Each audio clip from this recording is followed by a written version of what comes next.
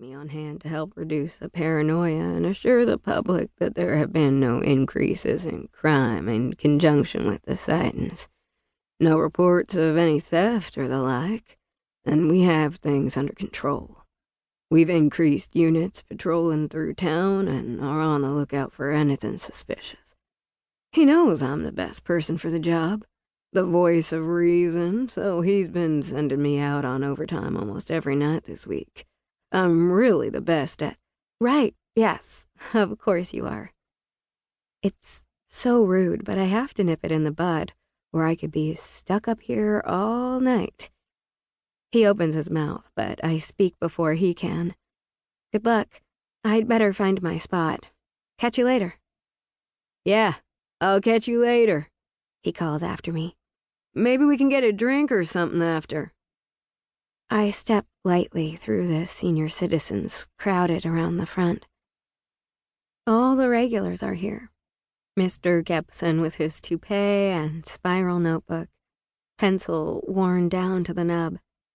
Elaine Kilgariff, dressed in her pastel pink summer dress and hat, even though it's November. Mrs. Johnson with her ancient tape recorder, which is so old I don't think it even works anymore. And yet, she brings it every time. I make my way toward the back of the room, avoiding where Mr. Jude Parker was last spotted. Which is a big mistake, because he's moved. He's now standing at the back against the wall, right next to my regular spot. It's like he knew where I would be setting up. But how?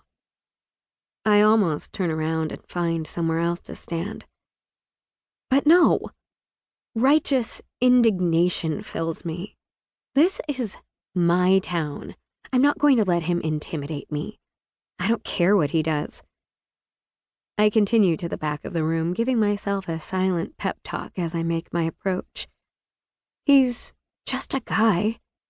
No one important. Act natural.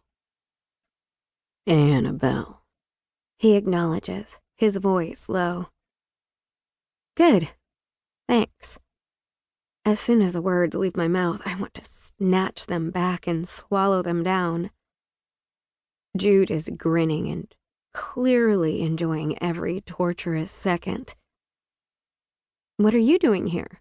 I ask, trying for a brisk professional tone that sounds more jittery than I would like. I catch a whiff of his cologne, something manly and hot, and a contrast to the cafeteria stench of old pizza and teenage angst.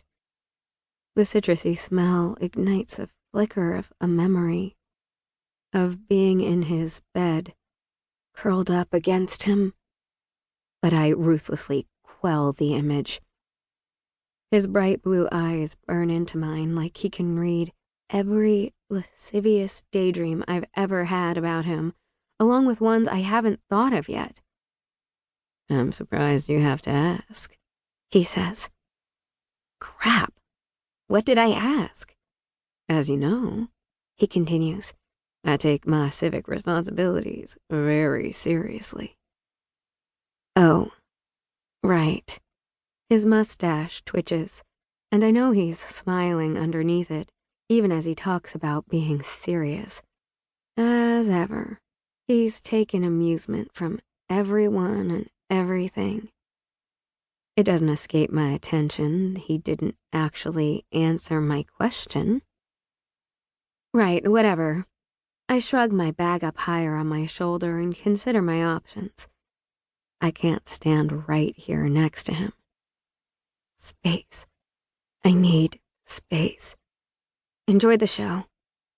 I murmur and walk on, continuing my path along the back wall a good 15 feet away from where he's standing. His eyes burn into my bag, and I'm glad I wore the dark blue skinny jeans that make my butt look awesome. Not that I care what he thinks about my butt. Not at all.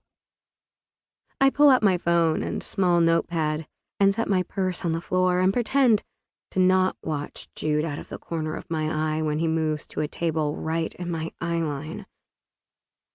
He doesn't do something as